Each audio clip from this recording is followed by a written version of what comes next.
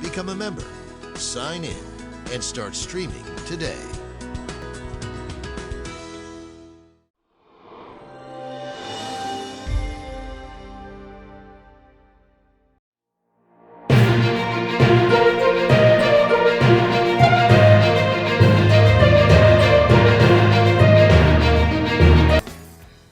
Hi, everybody. Welcome to the August 21st, 2020 edition of Colorado Inside Out. I'm your host, Dominic Dezzutti. Thank you so much for joining us. Let's get right to it. This week, the Democratic National Convention convened remotely due to the ongoing COVID-19 pandemic. All speakers delivered their remarks without crowds, which certainly impacted the reception of their message. Without the usual boost from attendance and participation, it is unknown how the convention will affect races here in Colorado.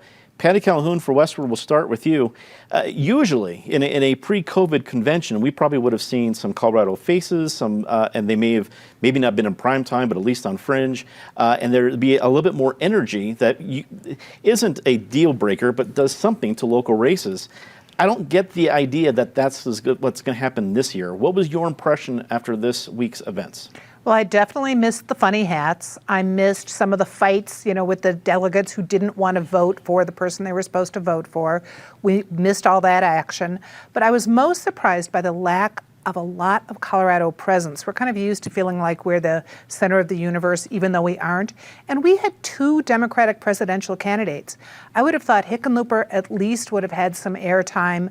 They certainly had plenty of airtime. You could have filmed it remotely to push his candidacy. Michael Bennet could have used some time, but we didn't have much beyond the basic roll call, one healthcare provider. So I missed Colorado's presence there. I thought some of the speeches were incredibly good. Those of us who've been stuck doing anything on Zoom lately, it's not much fun. And I thought Michelle Obama was fabulous. I thought Joe Biden, everyone was excited that he didn't fall over. And it was, if you listen to the words, there was some really, really masterful speech writing over the last 4 days.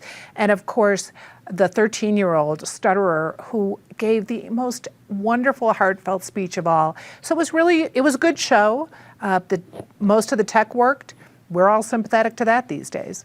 You're here. David Kopel from the Independence Institute and DU Law School. It's great to see you. David, the local bump from a national convention can sometimes be negligible. I mean, it's a national show versus local races, but it could be exposure for some folks that might be able to be used down the road. Is it a big loss for local Democrats to see really little participation in this year's version? Well, and Hickenlooper and Bennett didn't even get to be on the Biden victim list of all the people he defeated who showed up together. I think it'll be about the same because even though the TV ratings were down, the online ratings went up, so it probably evened out. I'd say that the difference between a national political convention versus a public television fundraiser is much smaller than it used to be. You're here. In any convention where you're running against an incumbent president is going to be, you're going to have a long list of all the current problems in the country, and this time there was quite a long list, and a lot of it was true, but there was some things that were pretty conspicuous by their absence, and that is the fact that we're now on the 85th day of riots in Portland. Riots and vandals and looters have destroyed cities like Minneapolis, parts of New York. The murder rate is soaring in big cities all over the country, Denver, Aurora, and many others, and yet there was nothing about that. And as Ted Trimpa, the Colorado Democratic strategist, wrote, Democrats need to find their spines and stand against destruction and vandalism. And as Joe Biden said last night, silence is complicity.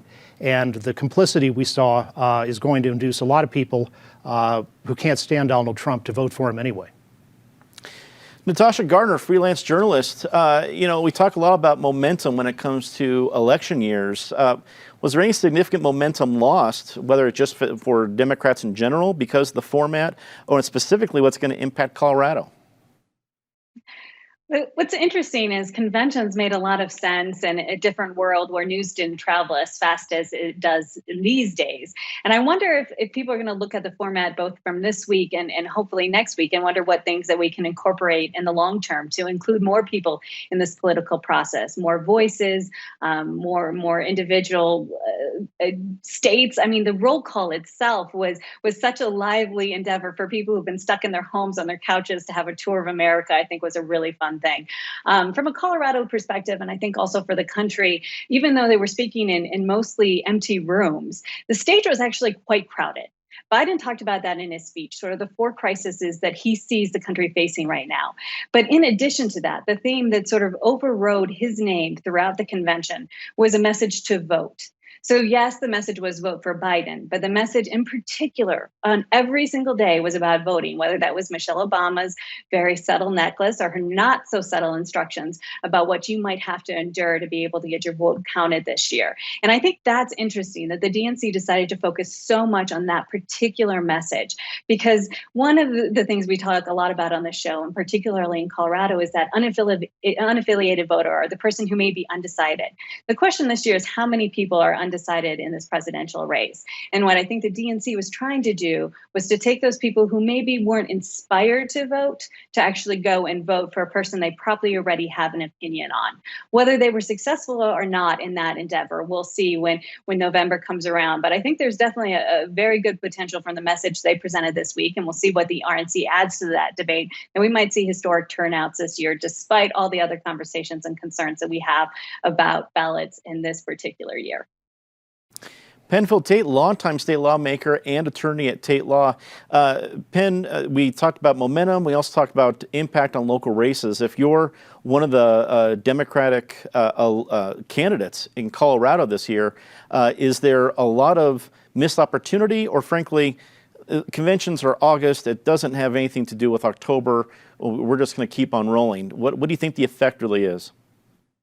You know, I think the effect this year will be there was a missed opportunity. To Patty's point about neither Hickenlooper nor Bennett getting any face time, and the fact that with the roll call, the way they did it this year, you did get to survey and see a bunch of the states, and it's surprising that Colorado didn't play more prominently. Because of the contested races we have here, it is unfortunate that they didn't, frankly, give more airtime to some of the Democratic candidates here. I think with the DNC, they may have figured that Colorado is safely Biden country, which is not always a safe assumption, and they just decided to focus on some other locations. One thing I wanted to amplify to Natasha's point, I've been a delegate at 2 national conventions, and what's interesting is in the audience, you can tell the difference between polite applause and when a speaker really moves someone. I think it was difficult for Biden and all of the speakers this year to tell how their message was resonating because you didn't get that immediate feedback. And sometimes as a speaker, that immediate feedback energizes you and makes you even better. And that component was missing this year, and it's unfortunate. Denver's mayor may have been granted a temporary reprieve as 2 measures to weaken the authority of the office were referred to committee by the Denver City Council, ensuring that they will not be on this fall's ballot. Only one proposal will go to voters this fall, a measure that will ask voters if the council should be authorized to approve mayoral appointments. Councilman Candi CdeBaca's proposal to replace the police force with a peacekeeping force failed 11-1. David, what did you make of how the Denver City Council handled the various proposals this week? As you said, it's a narrow escape for the mayor, because by the time the charter changes get adopted, he'll be finished with his term probably. You know, as Colorado statutes say, law enforcement officers are peace officers, and notwithstanding the cascade of vilification, the vast majority of them in Denver and elsewhere are peace officers. And that's why a recent Gallup poll found that 81% of black people want the same or increased police presence in their neighborhood. And the sentiments of other racial groups are pretty similar. So the mayor's doing the right thing by working to have a good and excellent police force. And being politically astute, I think he recognizes that the far left can seem intimidating, but when you stand up to them, you win because the vast majority of people are on your side. Natasha, these issues aren't going to go away. It's not as if this is the last time Denver City Council is going to be debating things like this with mayoral appointments, independent monitor positions, city attorney, things like that. But do you think this is a turning point in those conversations moving forward? Not turning point, but definitely a new chapter. As someone who has sat through a fair number of these meetings myself, I think something I've often had to explain to people is actually how little business or sort of discussion happens in that broader meeting, that so much of the work actually happens behind the scenes, and in particular in those committees. So what's surprising about the strategy that was used here was bringing that sort of initial early conversations to the broader group. And of course, two of those get shot back down to committee, and that's where the discussion is going to be had. What's interesting to me is that strategy isn't used more often. And I think part of the reason for it is it's chaotic. It forces council members to go on the record with a vote that they sort of have to immediately explain, whether it was a vote just to move it to committee or whether it was a vote against the concept as a whole. So I think it's worth some reporting right now in our community to sort of look at the strategy itself and what impact it has. Because here we are this week talking about three things that are virtually going nowhere as of right now, that are still headlining the news, that we're still using as a discussion topic. So if anything, I think all three of these topics may continue in various ways, but I also think the strategy of sort of coming to the larger council meeting with big topics like this to have more visibility for them before they've gone through committee review may not be as uncommon as it was in this sort of big reveal this week. Penn, as a former mayoral candidate, I'm very interested in what you think about these proposals, and if you think, where do you think the conversation goes from here? You know, Dominic, I think all of the proposals were worthy of being raised and conversation. And I understand David's point. Yeah, people of color want to feel safe in their communities. They want active and effective law enforcement and policing. But what they're tired of is people of color getting victimized and brutalized by the same law enforcement presence. Denver has had a recent spate of settlements due to excessive use of force, with people being killed or seriously injured by the police. There was a journalist who was assaulted just for taping an altercation between the police and a homeless person. So these proposals will continue to move forward. You know, it's interesting to watch this because legislatively, committee is where you don't really do the work. It's in the legislature, it's where bills die. On the floor during second reading is where a lot of the compromises get made and where the final legislation is crafted, because you've got the entire body there working and talking and working through some of these tough issues in full public view. And so I think City Council may have to take another look at relegating so many of these things to committee when really they're important issues. And people in the city want to see how the entire council addresses and resolves these problems. Because as Natasha said, they're still on the forefront of our consciousness and in our conversation. These issues are not going to go away. Patty, the Denver City Council has been a little bit more dramatic in 2020 than in years past, but it's always been a source of contention for issues like this. Do you see more of this kind of contention moving forward? Was this a point in the road that tells us what's going to happen in the next few months?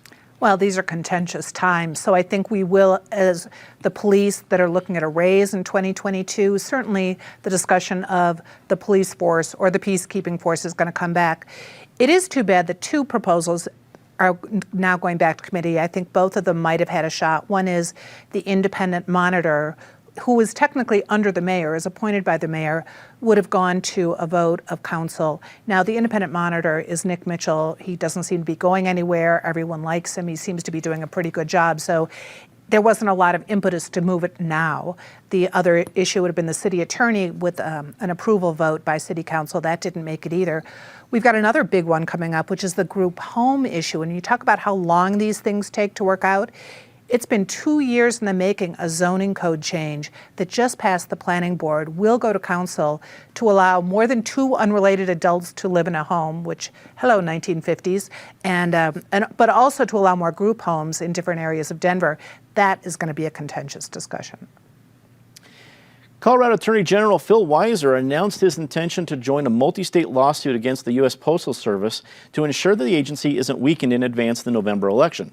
Postmaster General DeJoy later said he would pause operational changes until after the election, but National Congress Speaker Nancy Pelosi countered that he had told her that he would not restore any mailboxes or sorting equipment and had no plans for employee overtime.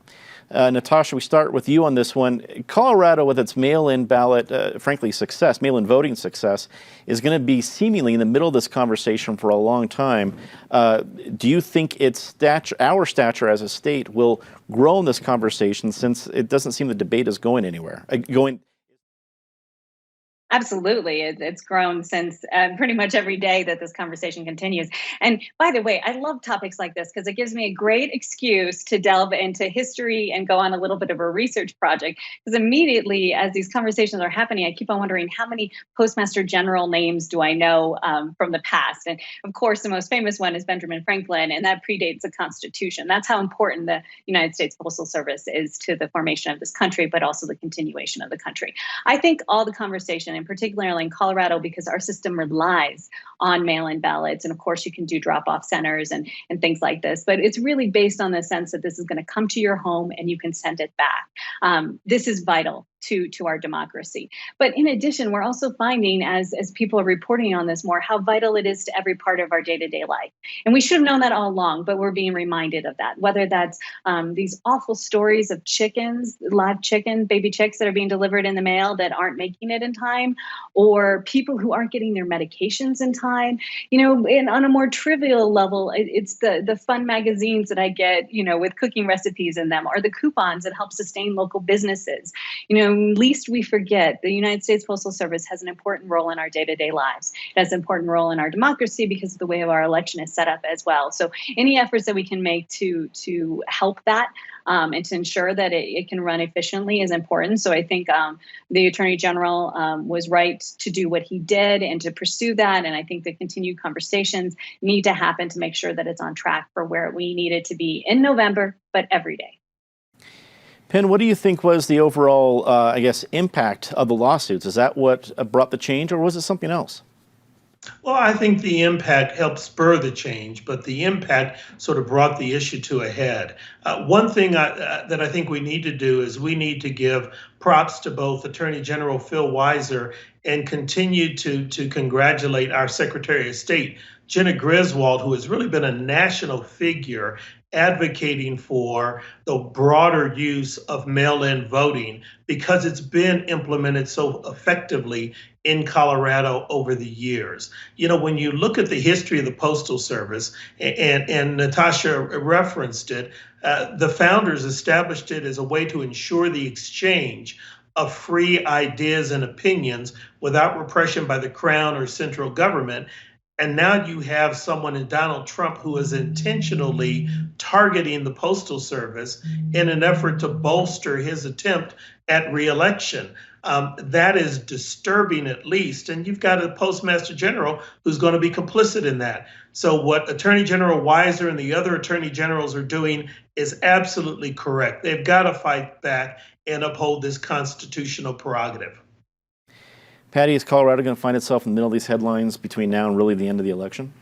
Well, we should be held up as the poster child for how it's worked. And let's also give kudos to Wayne Williams, the previous secretary, who managed to really put in the mail-in voting. We've had so little problems in Colorado, and certainly we've been scrutinized. When Trump first ran and was talking about how rigged Colorado voting was, we've had so little problems that if the rest of the country could follow our system pretty quickly, we would be assured of a fairly good election in November. As it is, we want to have as many people as possible have access to voting. And whatever it's going to take to protect the right to vote, we're going to have to follow.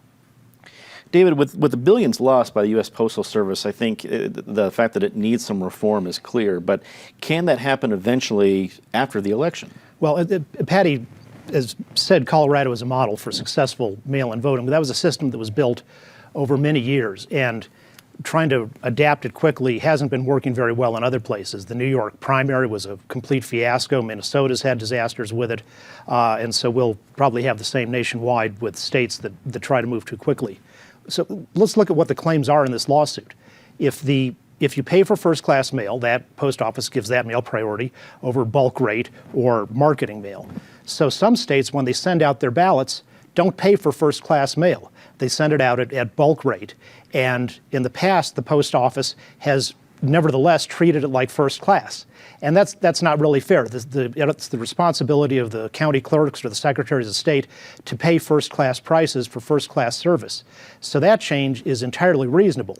But the problem is, as the lawsuit says, the Trump administration may not have gone through the proper administrative procedures in making the change, and that certainly wouldn't be the first time they did something that was legal, but it got nixed because of the wrong procedures.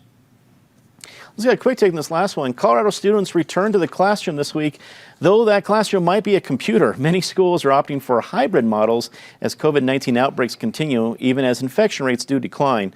Penn, we're going to start with you on this one. We know it's different for school districts around the state, but as the school year begins, I guess, are you hopeful with what we're seeing across Colorado? You know, Dominic, I am hopeful. I think many of these districts made the right decision. Starting remotely is the way to proceed. And as the pandemic begins to hopefully abate, but more importantly, if we get some sort of vaccine, then do more in-classroom learning. What this does highlight, though, is we still have not dealt with the digital divide between the haves and the have-nots economically in our society, and it further impacts kids who are on the margin and limits their ability to get an effective and quality education. Patty, we're seeing, as usual in Colorado, local control handling things in each school district. So far, so good? Well, Denver Public Schools, for example, this week was talking about how they don't have enough computers, and they're remote until October, early October for those kids at least. So just good luck to all people who've got kids at home who are going to have to figure out how to make this work, and good luck to all the teachers and educators. Dave, so far is local control working for the situation? Well, what we do is true local control, which is the family. There's no one method that works for everyone. Some kids thrive with online learning, and others really need in-person instruction. So if a school district can't or won't provide what particular students need, then the district should give the per pupil funding to the family so they can pay for education that does work for the student, such as hiring tutor for students with disabilities. Natasha, wrap it up for us. You're mother of a second grader, so you have a very particular perspective on this. Yeah, I'm working on figuring out school, but I also realized last night that I needed to make a lunch menu. So I did that as well. You know, this is such a difficult time for so many people. One thing I saw, and I rarely do this, but I saw it on Facebook and I just have to pass it along, which was a friend of public television, Mr. Rogers, did all of his teaching virtually. So as I hear people frustrated, and I understand that, I also think there may be an opportunity here for innovation. And so if anything, you know, that moment of message gave me a little bit of hope. So hopefully it can give some other people some inspiration. Maybe we can channel some Mr. Rogers and find some positive threads in this unique environment we're all in right now. You can never go wrong when you're channeling Mr. Rogers. Well done, Natasha. Time for a very, very part of the show, Disgrace of the Week. As always, Ms. Calhoun, please start us off. Next week, we all wear cardigans like Mr. Rogers. A former person at this table, Tom Tancredo, got involved on the advisory committee of Build the Wall, this group that just wound up with 4 people indicted, including Steve Bannon and a Castle Rock man, Timothy Shea, because they took some of the money, a lot of the money that went to this private thing to build the wall, private campaign, and it's going to be quite the trial. I will say Tom Tancredo said he's gotten none of the money. David. For over 2,000 episodes, this program has played Fish's song Chalk Dust Torture as the concluding music, and yet never once have any of the lyrics been shared with the viewers. So here are some. Confuse what you can of the ending, and revise your despise so impending, 'cause I soak on the wrath that you didn't quite mask. But who can unlearn all the facts that I've learned as I sat in their chairs and my synapses burned? And watch what I say as it flutters away, and all this emotion is kept hidden at bay, not to educate somebody's fright. Natasha. Well, so many news headlines of destruction going around the globe right now with wildfires. But in addition to that, I was so upset to learn about the fish kill in Sloan's Lake this week. Just devastating photos coming out of Denver. Penn. I share mine with Patty, the build the wall scandal of a group of Trump cronies again, fleecing his supporters, ironically. But the bigger disgrace is going to be when Trump pardons Bannon. Time to say something nice about somebody. Patty? We're coming on that 1-year anniversary of the death of Elijah McClain. So my heart goes out to his family. They've called off their participation in that Walk for Elijah, which is taking place on Sunday. Maybe it's taking place. We hope that everyone who wants to demonstrate their feelings observes what the family wants, and they want their son to be remembered in a quiet way, the way he would have wanted, a peaceful way. David? In a time when so many politicians, including the president, are so self-centered and narcissistic, this wonderful and inspiring biography of John Quincy Adams, a true patriot who always put his country first. He was the only president who, after being president, later served in the U.S. House of Representatives. And there he became the nation's leading anti-slavery advocate, which of course led to efforts to try to censor him. And the final achievement of his very illustrious career was repeal of the gag rule in the House, which had been used to shut down discussion of slavery. Natasha? All the people who are working so hard right now to put out the fires that are burning across the state, and also the news that Hanging Lake was untouched. Certainly so much damage in that area, but my heart was lifted to see those images of the lake.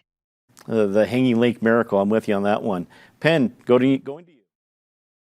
Kudos to all the teachers around the state and the country who are boning up on their own political skills and preparing to do their jobs and try to educate their students as best they can remotely.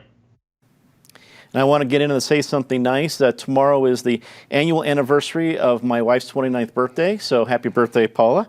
And of course, I want to say something nice about all of our viewers. It's great to always hear from you, whether you like what you see or not. It's important to me that folks are reaching out, and we do not take the opportunity that we have to share with you every week for granted. Thank you for that. And thank you for all the folks who are joining us in the middle of our August pledge drive. We are right in the middle of it, as you probably know if you've been tuning in during prime time. If you enjoy this show or other programs on PBS 12, it's your support that makes it happen.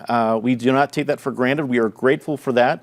And we appreciate being able to use those funds to bring you a lot of different programs from all over the world and all over our community. So thank you for making that happen. For everybody here at PBS 12, I'm Dominic DeZuti. Thank you so much for watching. Good night.